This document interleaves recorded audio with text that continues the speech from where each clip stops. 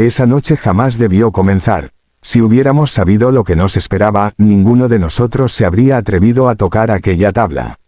Pero la curiosidad humana siempre termina abriendo puertas que jamás debieron existir. Todo empezó como un simple juego, una broma más entre amigos, algo para provocar adrenalina en una noche aburrida. Pero lo que ocurrió después, todavía me persigue cuando cierro los ojos. Éramos 4, Sofía, la más escéptica, Daniel, el tipo que siempre quería impresionar a todos, Abril, que juraba tener sensibilidad para lo paranormal, y yo, que en ese entonces no creía en absolutamente nada que no pudiera ver. Pero esa noche aprendí que hay cosas que no necesitan verse para destruirte por dentro. La ouija estaba vieja, con las letras desgastadas, como si cientos de manos nerviosas la hubieran usado antes. Daniel la había encontrado en la casa de su abuela, guardada envuelta en una tela negra. Ella siempre le dijo que no la tocara, que esa tabla traía problemas. Pero él, por supuesto, la llevó. Nos sentamos en círculo. La luz de la habitación era tenue, apenas una lámpara que parpadeaba como si quisiera apagarse. El aire se sentía pesado, cargado, como si hubiera algo más respirando con nosotros. Abril fue la primera en colocar sus dedos sobre el indicador. Lo hizo con una sonrisa nerviosa, pero sus manos ya temblaban desde antes de empezar. Sofía y yo la seguimos, aunque lo hicimos con esa actitud burlona de quienes creen que están por descubrir una mentira.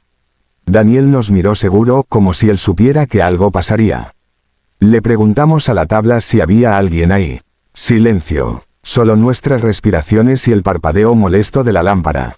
Lo repetimos, esta vez más fuerte, más formal, como si le estuviéramos hablando a algo real. Y entonces, el indicador se movió. Lento, muy lento, pero se movió. Pensé que era Daniel tratando de asustarnos, pero incluso él tenía una expresión diferente, una mezcla entre sorpresa y satisfacción, como si una parte de él hubiera estado esperando ese momento desde siempre. La tabla dijo, sí, y en cuanto lo hizo, la temperatura bajó bruscamente. Era como si el aire hubiera sido drenado de la habitación, como si las paredes respiraran frío hacia nosotros. Abril tragó saliva, parpadeó rápido y murmuró que no debíamos seguir. Pero Daniel insistió, preguntó, ¿quién eres? El indicador tembló y comenzó a moverse con más rapidez. ALMA, alma. A Abril se le erizó la piel, y vi que sus ojos se llenaban de lágrimas silenciosas. Sofía intentó retirar las manos, pero el indicador pareció pegarse a sus dedos, obligándola a seguir en contacto. Daniel rió, convencido de que era increíble. Le preguntó qué quería, y ahí fue cuando la tabla escribió una palabra que ninguno de nosotros quería ver, SALIR. Salir. De inmediato sentí que algo estaba mal. Mi estómago se revolvió y una punzada de malestar subió por mi espalda como electricidad. Abril apartó sus dedos bruscamente y gritó que eso no era un espíritu, que lo que fuera no tenía buenas intenciones. En ese instante, la lámpara explotó. Un estallido seco, fuerte, que nos lanzó hacia atrás. La oscuridad fue absoluta. Ni una sombra, ni un rayo de luz entraba desde afuera. Se escuchó un golpe en la pared, como si algo grande hubiera caído o se hubiera estrellado contra ella. Daniel sacó su celular, pero la pantalla estaba negra, muerta, como si la batería hubiera desaparecido en segundos. Todos los teléfonos se apagaron al mismo tiempo. Fue entonces cuando lo escuchamos, un susurro. Pero no venía de ninguno de nosotros. Era grave, distante, como si saliera desde debajo del piso. Ya salí. El pánico nos atravesó como un cuchillo. Sofía comenzó a llorar y Abril se abrazó a sí misma, temblando como si acabara de caer en hielo. Intentamos encontrar la puerta, pero la habitación parecía más grande en la oscuridad, más profunda, más viva. Cada paso que dábamos sonaba distinto, como si el suelo cambiara bajo nuestros pies. Y el susurro volvió, esta vez más cerca, más claro, como si estuviera justo detrás de nosotros. No se vayan. Corrimos sin pensarlo. Daniel abrió la puerta finalmente, pero al otro lado no estaba el pasillo de la casa. Era un espacio negro, un vacío que parecía absorber la poca luz que quedaba. Un viento helado salió desde esa oscuridad, y con él un olor rancio, como tierra húmeda y algo podrido. Abril gritó, empujó a Daniel hacia atrás y cerró la puerta con fuerza. Cuando intentamos abrirla de nuevo, el pasillo al fin estaba ahí. Pero algo se había quedado del otro lado. Algo que respiraba, porque escuchamos su aliento pegado a la madera, lento, profundo. Esa noche no dormimos. Nadie tuvo el valor. Cuando finalmente amaneció, decidimos quemar la ouija. La llevamos al patio y la encendimos con alcohol. El fuego subió rápido, demasiado rápido.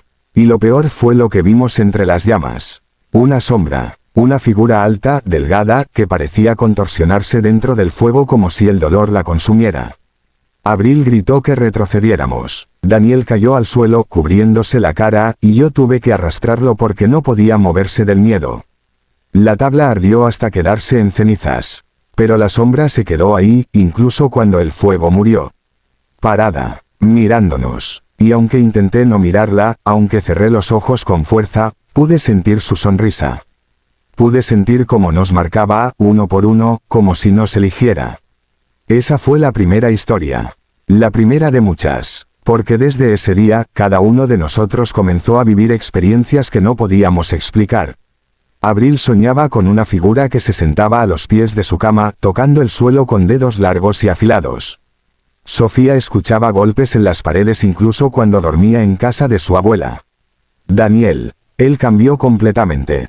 Se volvió distante, silencioso, como si no quisiera hablar con nadie. O como si algo dentro de él lo estuviera ocupando. 2 semanas después, Daniel desapareció.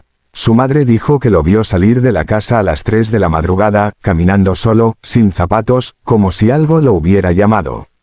Lo buscaron por días. Encontraron sus huellas en la tierra, siguiendo un camino hacia el bosque, pero se detuvieron de golpe. Como si hubiese desaparecido en el aire.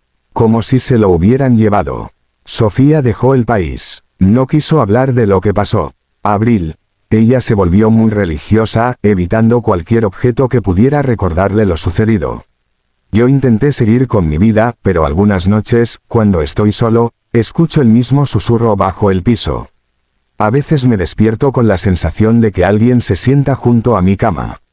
Y hay momentos en los que, al mirar al espejo, juro que veo una figura más detrás de mí, incluso cuando la habitación está vacía.